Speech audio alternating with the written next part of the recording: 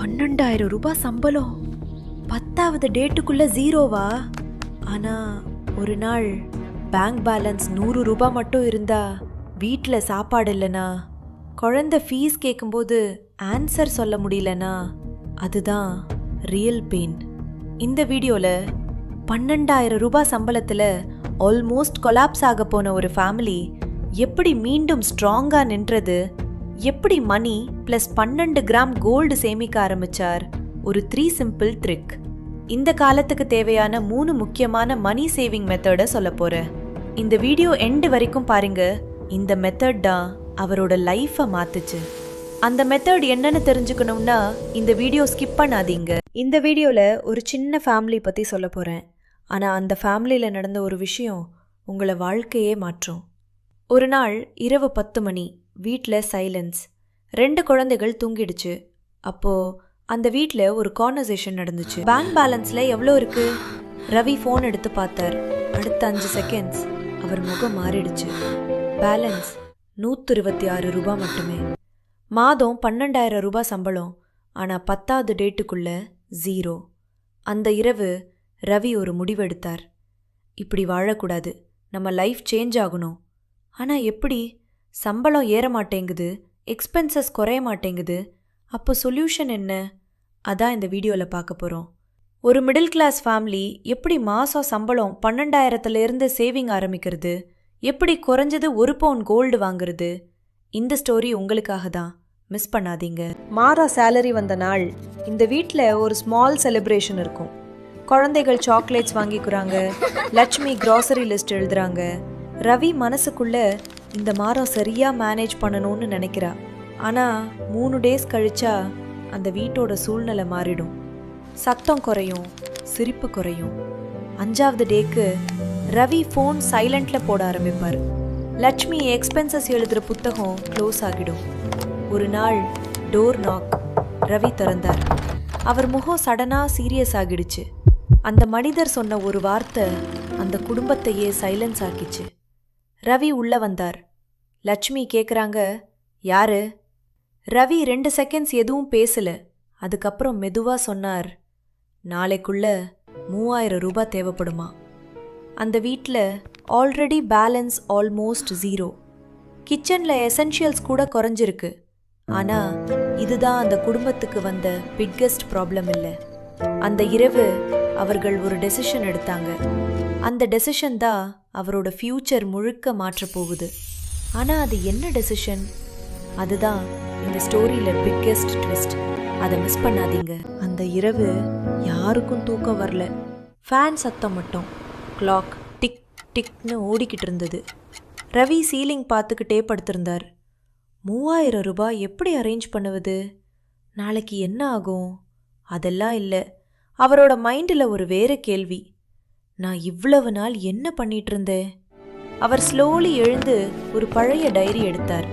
சில பேப்பர்ஸ், சில பில்ஸ், சில கடன் நோட்ஸ். அவர் அதை ஸ்ப்ரெட் பண்ணி பார்த்தார். ஒவ்வொரு மாதமும் சேம் ஸ்டோரி. சேலரி வந்ததும் 5 டேஸில் ஜீரோ. ஆனால் ஒரு ஸ்மால் விஷயம் அவருக்கு ஷாக் கொடுத்தது. அவர் மீண்டும் மீண்டும் செக் பண்ணினார். இது எப்படி பாசிபிள்? அவர் உடனே லட்சுமியை எழுப்பினார். இது பாத்தியா? லட்சுமி பார்த்ததும் 2 செகண்ட் சைலண்ட். நம்ம இவ்வளவு... அந்த ஒரு ரியலைசேஷன் அவர்களை பயமுறுத்தல, அவர்களை விழிக்க வைத்தது. அந்த இரவு அவர்கள் ஒரு புதிய பிளான் டிஸ்கஸ் பண்ண ஆரம்பிச்சாங்க. ஒரு நியூ சிஸ்டம், ஒரு நியூ ரூல். ஆனா அந்த டைரியில் அவர்கள் கண்டது என்ன? அந்த ஒன் மிஸ்டேக் என்ன? அதுதான் இந்த ஸ்டோரியில் பிக்கஸ்ட் டர்னிங் பாயிண்ட். அதை தெரிஞ்சுக்கணும்னா நெக்ஸ்ட் பார்ட் மிஸ் பண்ணாதீங்க. அந்த டைரி பார்த்ததுக்கு பிறகு ரவி லைஃப்பில் முதல் தடவையாக ஒரு விஷயம் புரிஞ்சுக்கிட்டார். நம்ம ப்ராப்ளம் சம்பளம் குறைவில்லை. அவர் அந்த பேஜில் ஒரு லைன் அண்டர்லைன் பண்ணினார், டெய்லி ஸ்மால் எக்ஸ்பென்சஸ். ஆனால் அது மட்டும் இல்லை, இன்னொரு விஷயம் இருந்தது. அதுதான் அவரை இன்னும் அதிகமாக ஷாக் ஆச்சு.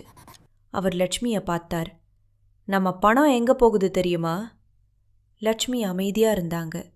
அவர் ஸ்லோலி சொன்னார், நம்ம கையில் வருவதுக்கு முன்னாடியே அது போயிடுது. 2 செகண்ட் சைலன்ஸ்.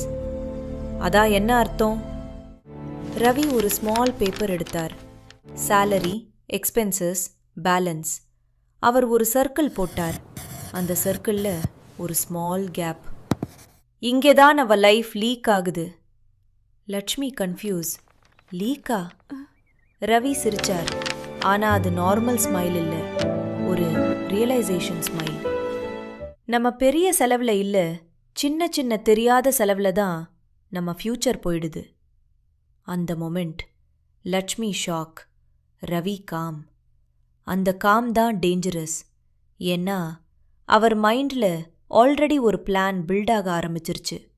ஆனால் அது ஒரு நார்மல் சேவிங் பிளான் இல்லை, அது ஒரு ரிவர்ஸ் சிஸ்டம். பணம் சேவ் பண்ணுறதுக்கு முன்னாடி அவர் ஒரு வேறு விஷயம் ஸ்டார்ட் பண்ண போகிறார். அதுதான் இந்த ஸ்டோரியில் பிக்கஸ்ட் ட்விஸ்ட். அந்த சிஸ்டம் என்ன, அது எப்படி அவரோட லைஃப் மாற்றுச்சு, அதுதான் நெக்ஸ்ட். 6 மாதங்க கழிச்சு அந்த வீட்டில் ஒரு மாற்றம் தெளிவாக தெரிஞ்சது. டென்ஷன் குறைஞ்சது, சிரிப்பு திரும்ப வந்தது, முக்கியமாக பயம் போயிடுச்சு.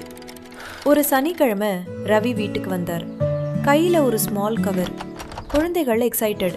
அப்பா, என்ன இது? ரவி அந்த கவர் ஓப்பன் பண்ணினார். உள்ளே ஒரு ஸ்மால் கோல்ட் ரிங். அது பெரியதா இல்லை, ஆனால் அந்த வீட்டுக்கு அது ஒரு பெரிய வெற்றி.